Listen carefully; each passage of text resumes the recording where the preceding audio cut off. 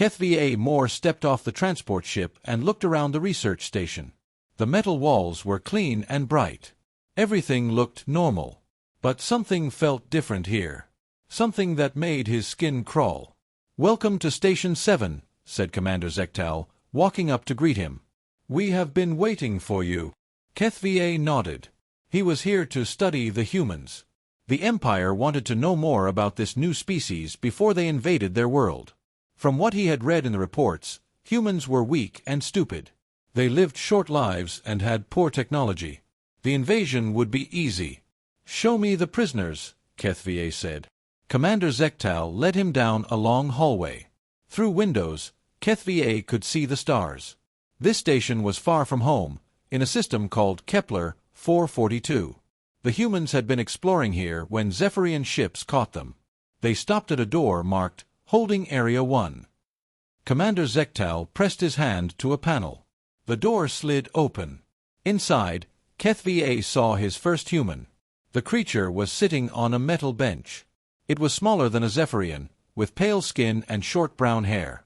It wore a blue uniform with strange markings. When it saw them, it stood up quickly. "This is Commander Jake Morrison," said Commander Zektal. He was leading the human expedition. HFY studied the human carefully. Jake Morrison looked back at him with steady eyes. Most species would look away when facing a Zephyrian. They would show fear. But this human just stared back. "Has he talked?" HFY asked. "No. We have tried the neural probes 3 times. He resists them." This was interesting. Neural probes worked on every known species. They made prisoners tell the truth by causing great pain in their minds. No one could resist them for long. "I want to see the next test," HFY said. They moved to another room. This one had chairs and machines. A human female was strapped to one of the chairs. She had long blonde hair and green eyes. Her uniform was different from the male's. It was white with red crosses on it. "This is Dr. Lisa Grant," Commander Zektal explained. "She is their medical officer." 2 Zephyrian technicians worked at a control panel. One of them looked up. "Ready for the probe, sir." "Begin," said Commander Zektal. The machine hummed to life. Lights flashed on the control panel. Dr. Lisa Grant's body went stiff. Her eyes closed tight. Sweat appeared on her face. But she did not scream.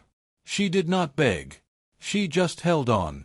"Tell us about your home world," Commander Zektal said. "Tell us about Earth." Dr. Lisa Grant opened her eyes.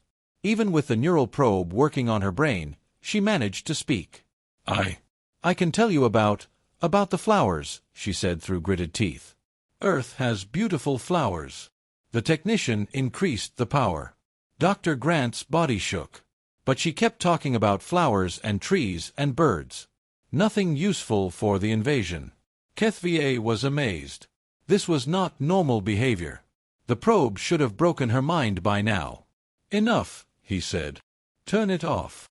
The technician looked at Commander Zektal, who nodded. The machine stopped. Dr. Lisa Grant slumped in her chair, breathing hard. But she was still conscious. Still defiant. "Most interesting," HFY said quietly. They left the holding area and walked to the command center. Through large windows, HFY could see space. Empty and dark, with distant stars. "How many humans are there on their home world?" he asked. "Our scouts report about 8 billion, Commander Zektal replied. "Spread across 1 planet. They have some small colonies, but nothing important. And their military? Primitive. Chemical rockets and metal bullets. Some nuclear weapons, but not many. Their largest ship is smaller than our scouts." HFY nodded. On paper, the humans looked weak. But what he had seen today worried him. These creatures had something his own people had lost long ago. Something dangerous. "Sir," a technician at a control station called out. "We have ships approaching. Unknown design." Commander Zektal hurried to the station. "Show me." The main screen lit up. 3 ships were moving toward the station. They looked rough and ugly compared to Zephyrian designs. But they were fast. "Are those human ships?" Commander Zektal asked. Yes, sir. They matched the design we saw at the first contact. HFY studied the approaching vessels. How did they find us? Unknown, sir. This location was classified. The largest human ship was sending a message. The communications officer played it over the speakers. This is Captain Ryan Torres of the Earth vessel Defiance. You are holding our people. Release them now, or we will take them back. Commander Zektal laughed. 3 small ships against a full research station? Are they insane? But HFY was not laughing. He had spent years studying alien species. Most would never attempt such a rescue. The odds were too bad. The cost too high. Sir, they are not slowing down, reported the sensor technician. Raise shields. Charge weapons, Commander Zektal ordered. The human ships kept coming. They spread out as they approached, taking different angles. This was not the movement of a desperate rescue attempt. This was the movement of hunters. Warning shots, Commander Zektal commanded. Purple energy beams lanced out from the station's weapons. They passed close to the human ships but did not hit them. The human ships did not slow down. They did not turn away. Instead, they accelerated. Sir, the lead ship is on a collision course, the technician said, his voice rising. HFY watched in fascination. The humans were going to ram the station. It would destroy their ship and kill everyone on board. But it might also damage the station badly enough for the other 2 ships to win. Evasive action. Commander Zektal shouted. But it was too late. The station was too big to move quickly. The human ship, the Defiance, slammed into the lower docking bay. The explosion shook the entire station. Lights flickered. Alarms began to wail. Hull breach on levels 5 through 7, someone shouted. Emergency bulkheads sealed. We have fires on multiple decks. The other 2 human ships swooped in while the station crew dealt with the damage. They docked at the upper bays and began cutting through the airlocks. How many humans are on those ships? HFY asked. Scans show maybe 50 total, a technician replied. Against 300 Zephyrians? Yes, sir. HFY shook his head. This made no sense. 50 humans against 300. Even if they reached the prisoners, how did they plan to escape? Fighting broke out in the corridors. HFY listened to the reports coming over the communication system. The humans were advancing through the station.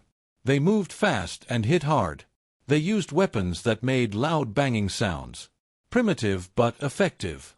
They are in Section C, reported a security officer. We have them surrounded.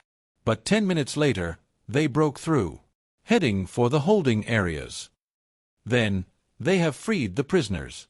All security teams to the docking bays. But the humans were not heading for the docking bays. They were moving deeper into the station, toward the power core. What are they doing? Commander Zektal demanded. HFY understood first. They are going to destroy the station. That will kill them too. Yes. But it will also kill us. The humans fought their way to the power core. Through the security cameras, HFY watched them work. They moved like they had trained for this exact situation. No wasted motion. No fear.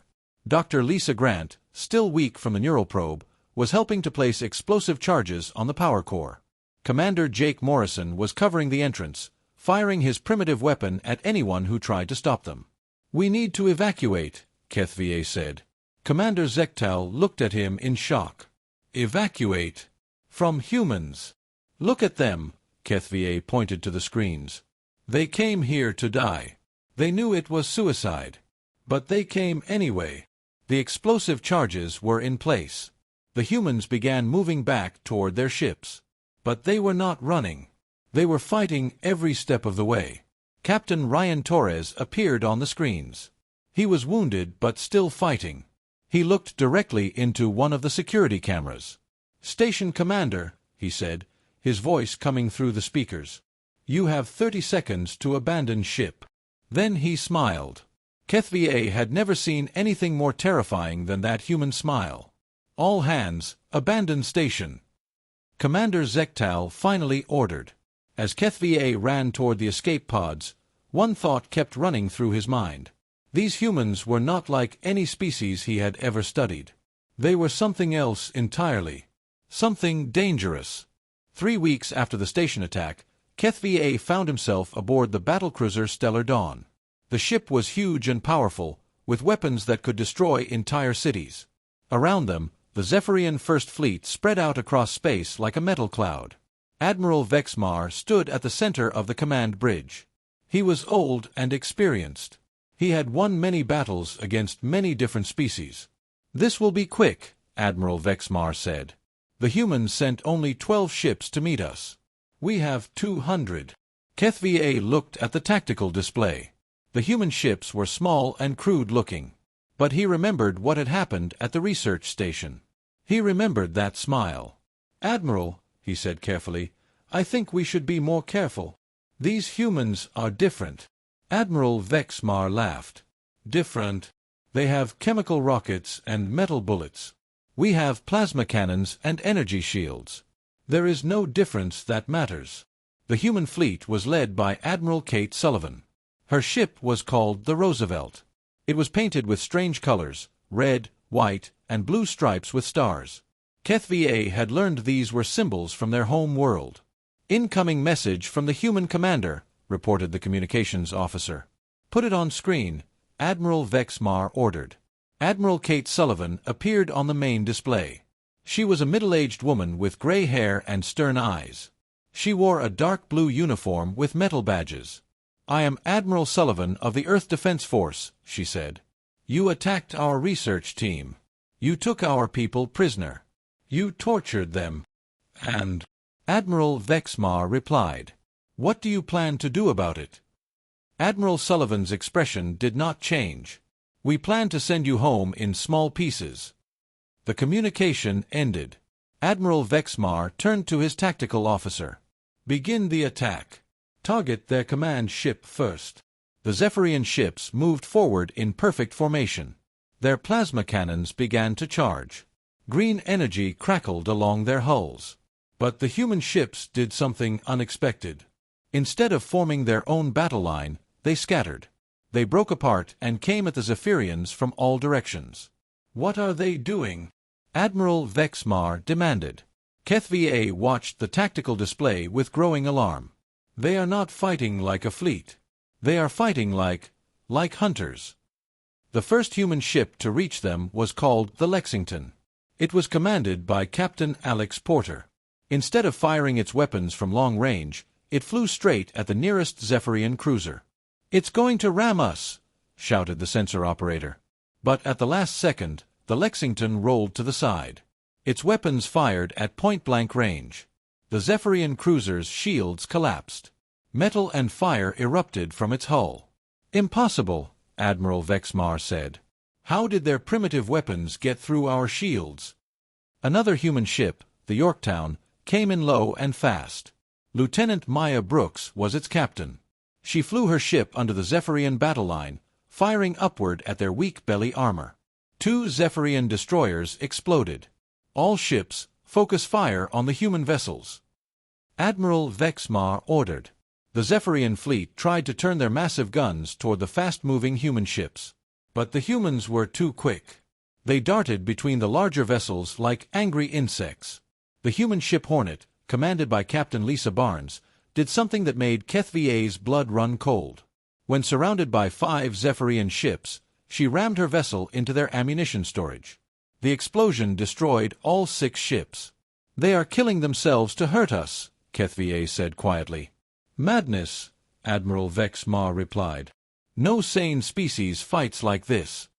But the humans were not finished. Admiral Sullivan's ship, the Roosevelt, came straight at the Stellar Dawn. Instead of trying to avoid the battlecruiser's heavy guns, she flew directly into their fire. The Roosevelt took hit after hit. Its hull was torn apart. Atmosphere leaked from dozens of holes. But it kept coming. "She's going to ram the bridge," someone shouted. At the last moment, the Roosevelt rolled and fired every weapon it had at the Stellar Dawn's command section. The bridge shields held, but barely. "Return fire," Admiral Vexmar ordered. The battlecruiser's main guns swiveled toward the Roosevelt.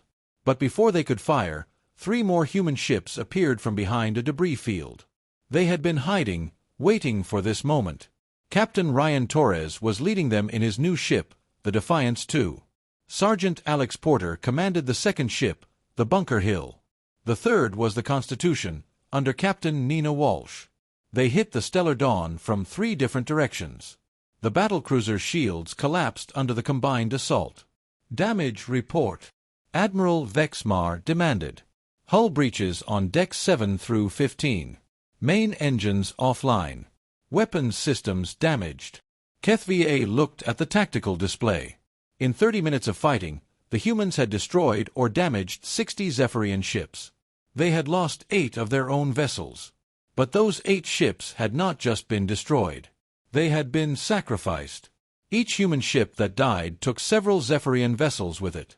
Admiral, HFY said, we need to withdraw. Withdraw? From humans. Look at the numbers. At this rate, they will destroy the entire fleet. Admiral Vexmar's face was pale. He had never seen anything like this battle. Most species fought to win. These humans fought to kill, even if it meant dying in the process. Sir, the communications officer called out. Admiral Sullivan is hailing us. On screen, Admiral Kate Sullivan appeared again. Her uniform was torn and bloody. Smoke drifted behind her on the bridge of her damaged ship. Admiral, she said calmly, you came here to study us, to learn about humans before you invade our world. Let me teach you something important. She leaned forward, looking directly into the camera. We have been fighting wars for 5,000 years. We have fought each other, our environment, and everything else in the universe that tried to kill us. We are very, very good at it. The image switched to show other human ships. The Saratoga, commanded by Major Kate Johnson, was ramming a Zephyrian destroyer. The Enterprise, under Captain Bob Mitchell, was using its damaged hull as a shield while it fired at 3 enemy vessels. You want to invade Earth? Admiral Sullivan continued. You want to conquer humanity? Then come. But understand this, we will never stop fighting. We will never surrender. And we will make you pay for every mile, every city, every life. The communication ended. Admiral Vexmar looked around his damaged bridge. Half his fleet was gone. The other half was badly damaged. The humans still had 4 ships that could fight. Signal the fleet, he said quietly. We are withdrawing. Sir. The tactical officer looked confused. You heard me. Full retreat. Now. As the Zephyrian ships turned and fled, HFY watched the human vessels on the main screen. They were not pursuing. They were regrouping, checking on their wounded, preparing for the next fight. Admiral Kate Sullivan's ship, the Roosevelt, was barely holding together. But it was still flying. Still ready to fight. HFY began writing his report. The Empire needed to know what they were facing. These humans were not just another species to conquer. They were something else entirely. They were predators. And the Zephyrians had just become their prey. In his quarters that night, HFY could not sleep. He kept thinking about the battle. About the way the humans fought. They did not just try to win. They tried to destroy their enemies completely. He thought about Admiral Sullivan's words. 5,000 years of war. No wonder they were so good at killing. The Zephyrian Empire had conquered dozens of worlds. But they had always been more advanced than their enemies. They won through superior technology and tactics. What happened when they faced an enemy that was not trying to survive, but trying to make sure nobody survived? HFY began to understand something terrible. The Empire was planning to invade Earth with 1 million ships. They thought their numbers would guarantee victory. But numbers did not matter if the enemy was willing to turn every ship into a weapon, every city into a fortress, every person into a soldier. The humans would not just fight the invasion. They would study it, learn from it, and then they would come for the Zephyrian home worlds. HFY wrote in his report, Recommendation: do not invade human space. Do not engage human forces. Avoid contact with this species at all costs. But he knew the Empire would not listen. They would see his warning as cowardice. They would learn the truth soon enough. The humans were coming. Back on the Zephyrian home world of Vexthera, HFY stood before the War Council. The great chamber was filled with the Empire's most powerful leaders. General Mordoke sat at the center, his scales gleaming under the bright lights. "Your report is disturbing," General Mordoke said, reading from a datapad. "You claim that humans are dangerous, that we should not invade their world." "Yes, General," HFY replied. "I have seen them fight. They are unlike any species we have encountered." Council member Zelkanis laughed. "Dangerous? They have 12 ships. We have 12,000. "It is not about the number of ships," HFY tried to explain. "It is about how they think, how they fight. They do not fight to win. They fight to destroy." "All species fight to destroy their enemies," General Mordoke said. "This is nothing new." HFY shook his head. "No, General. Most species fight to win territory, resources, or to defend themselves. Humans fight to completely eliminate threats. They will sacrifice everything to do it." The War Council did not believe him. They had already decided to invade Earth. The invasion fleet was being prepared: 3,000 battleships, 50,000 support vessels, and 5 million soldiers. "The invasion will proceed as planned," General Mordoke announced. "Your fears are noted, but they change nothing." HFY left the council chamber feeling sick. They did not understand. They could not understand. The Zephyrian Empire had been peaceful for too long. They had forgotten what real war looked like. That night, in his private quarters, HFY began his secret research. He had recorded human communication signals during the battle. Now he used them to hack into human information networks. What he found terrified him. The humans called it the Internet. It was a vast network that connected their entire planet. Through it, HFY could access their history, their culture, their way of thinking. He started with their military history. What he read made his hands shake. Humans had been at war for their entire existence. Not just with other species, but with each other. They had fought thousands of wars over 5,000 years. They had developed weapons that could destroy their own planet. But the worst part was not their weapons. It was their attitude toward war. HFY found records of a human military leader named Nathan Webb. Dr. Webb taught at something called the War College. His lectures were broadcast across their military networks. "War is not about destroying the enemy," Dr. Webb said in one lecture. "War is about breaking the enemy's will to fight. It is about making them believe that resistance is hopeless." HFY watched more lectures. He learned about human military tactics. They had names for different types of war: total war, guerrilla warfare, psychological warfare. Total war meant destroying not just the enemy's military, but their entire civilization. Guerrilla warfare meant fighting from hiding, making every street and building a battlefield. Psychological warfare meant breaking the enemy's mind before fighting their body. The humans had perfected all of these. HFY found records of their wars against each other. In something called World War II, humans had fought with such intensity that entire cities were destroyed. Millions of people died. But the losing side did not surrender until their capital city was captured and their leaders were dead. In another conflict called the Vietnam War, a small human nation fought against the most powerful human military. They used guerrilla tactics for 20 years. Eventually, the more powerful humans gave up and went home. This was what the Zephyrian Empire was planning to invade. But HFY's research revealed something even more frightening. The humans were already preparing. Through their communication networks, he found military reports from Colonel Sarah Mitchell. She commanded something called Special Operations Command. Her teams were already conducting missions deep in Zephyrian space. "Phase 1 is complete," one report said. "We have mapped all major installations in the outer systems. Phase 2 teams are in position to begin sabotage operations." HFY realized that while the Zephyrians were planning their invasion, the humans were already at war.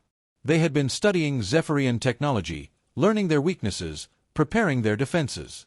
He found more reports from General Marcus Stone, the human supreme military commander. General Stone was not just preparing to defend Earth. He was preparing to attack the Zephyrian home worlds. The enemy believes they have the advantage in numbers, General Stone wrote in a classified report. They are correct. But numbers mean nothing if you can destroy the enemy's ability to use those numbers. Our mission is to eliminate their command structure, their supply lines, and their will to fight. HFY realized that the humans had been listening to Zephyrian communications. They knew about the invasion plans. They knew when the fleet would arrive. They were ready. But the War Council would not listen to his warnings. Over the next few months, HFY watched in horror as his predictions came true. Human sabotage teams began attacking Zephyrian supply bases. Entire fleets disappeared without explanation. Communication networks were hacked and destroyed. The humans were not waiting for the invasion. They were bringing the war to the Zephyrians. Colonel Sarah Mitchell's teams struck deep into Zephyrian territory. They destroyed fuel depots, weapons factories, and command centers.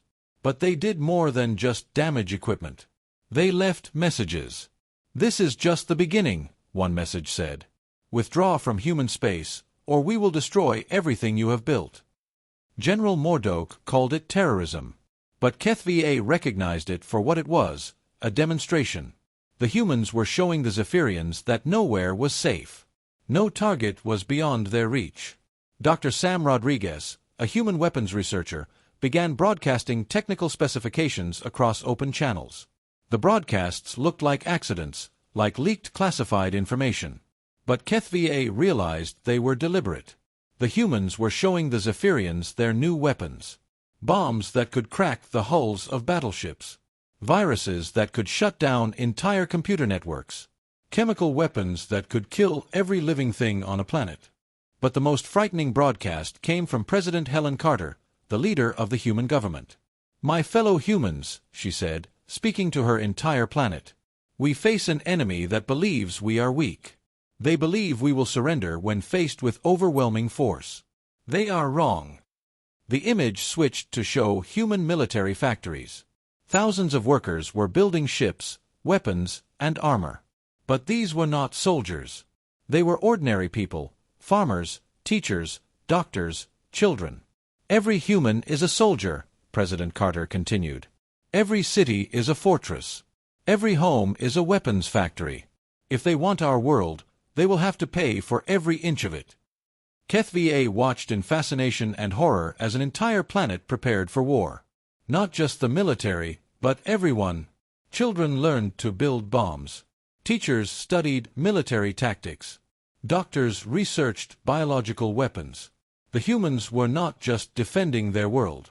They were turning it into a weapon. But the War Council remained confident. "Let them prepare," General Mordoke said. "We have 3,000 battleships. They cannot stop us all." HFY tried one more time to warn them. "General, you do not understand. Numbers do not matter to humans. They will use our own numbers against us." "Impossible. They have done it before. In their own wars, smaller forces have defeated larger ones by making the larger force destroy itself." But General Mordoke would not listen. The invasion fleet was ready. In 1 week, they would jump to the human solar system. That night, HFY made a decision that would haunt him forever. He sent a message to the humans, warning them about the exact time and location of the invasion. He told himself he was trying to save lives on both sides. But deep down, he knew the truth. He was terrified of what the humans would do when they were cornered. The invasion fleet jumped toward Earth. 3,000 battleships, the largest military force in Zephyrian history. They expected to find a frightened planet begging for mercy. Instead, they found hell waiting for them. The massive Zephyrian invasion fleet dropped out of hyperspace at the edge of the human solar system. 3,000 battleships spread across space like a metal storm. General Mordoke stood on the bridge of the flagship Eternal Glory, confident of victory. HFY watched from his position at the tactical station. His secret message to the humans had been sent weeks ago. He wondered if they had received it. He wondered if it would matter. "Scan the system," General Mordoke ordered. "Show me their defenses." The sensor operator worked at his controls. After a few minutes, He looked up with confusion. "General, I am not detecting any ships near Earth." "None." "No, sir. The planet appears undefended." General Mordoke smiled. "They have given up already. Signal the fleet to advance." But HFY felt a chill of fear. He had studied humans for months. They never gave up. If Earth looked undefended, it was a trap. The Zephyrian fleet moved deeper into the solar system. They passed the outer planets without seeing any resistance. Jupiter's moons were empty. Mars showed no signs of military activity. "Perhaps they evacuated," suggested Admiral Keltar, the fleet's second-in-command. "Where could 8 billion humans go?" General Mordoke replied. "No, they are still there. They are just hiding." As they approached Earth, the sensor operator suddenly straightened. "General, I am detecting massive energy signatures throughout the system." "Show me." The main screen lit up with tactical displays. Red dots appeared everywhere, on asteroids, on moons, on space stations that had not been there before.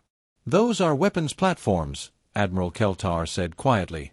HFY counted the red dots. There were thousands of them.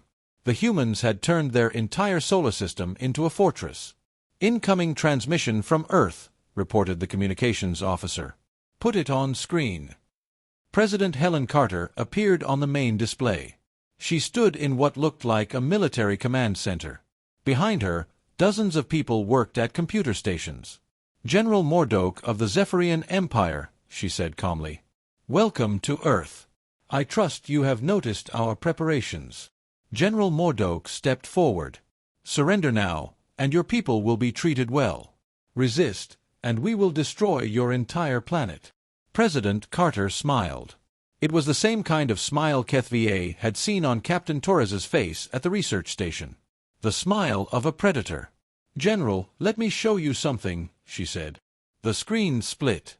On one side was President Carter. On the other was a view of space near Earth. Suddenly, the planet was surrounded by ships.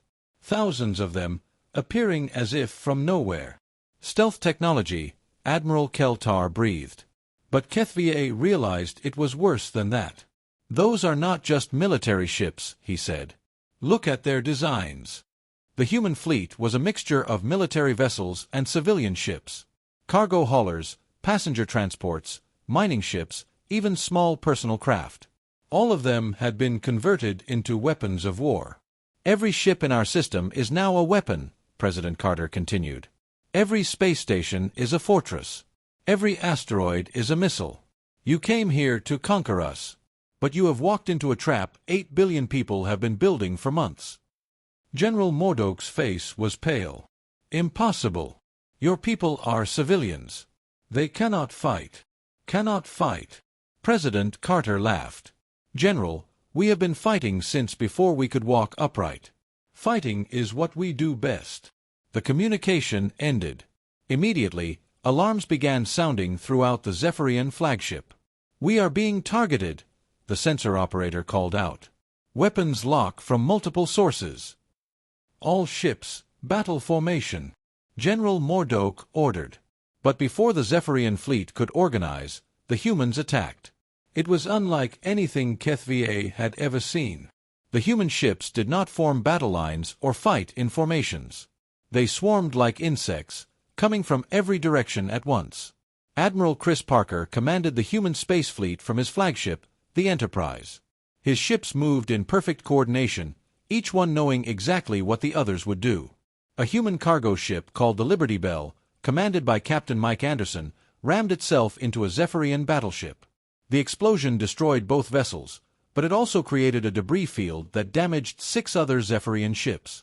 "They are using suicide tactics," Admiral Keltar shouted. "Return fire," General Mordoke ordered. The Zephyrian ships began firing their plasma cannons. But the human vessels were fast and unpredictable. They darted between the larger ships, firing weapons that seemed impossibly powerful for such small craft. Dr. Sam Rodriguez had been busy during the preparation months.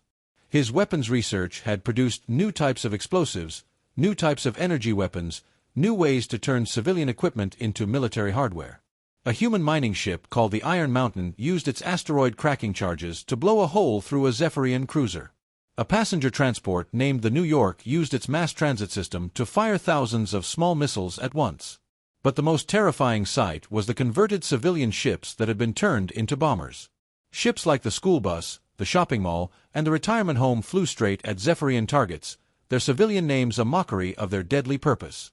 "Sir," the tactical officer called out, "we have lost 40 ships in the first 10 minutes. HFY watched the battle with growing horror. The humans were not just fighting to defend their world. They were fighting to destroy the entire Zephyrian fleet. And they were winning. Colonel Sarah Mitchell's Special Operations teams had been preparing for this moment. They had planted explosives on asteroids throughout the system. Now those asteroids became guided missiles, crashing into Zephyrian ships at incredible speeds.